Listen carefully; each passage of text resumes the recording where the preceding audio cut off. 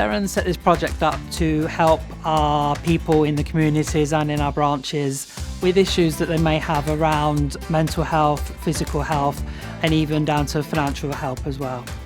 Around 50% of our workforce have taken up the services we offer, so we're really proud that this support has been welcomed and actually utilised by our workforce. We're really excited about how the project has expanded.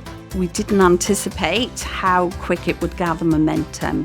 So one of our major developments have been around service redesign, and that our team leaders have become our mental health champions out in the community. The project could work across all of Wales.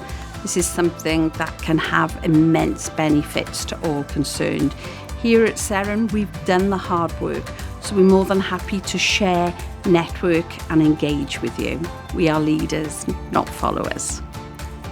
So as a user of the Wellbeing service, I've accessed the mental health side as well as the physical side.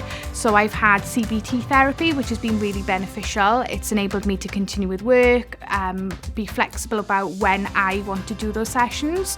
We were given 10 sessions to start with, so I've used 10 sessions with a trained counsellor. So being able to access this myself has really given me a positive outlook on life when difficult times have perhaps come about.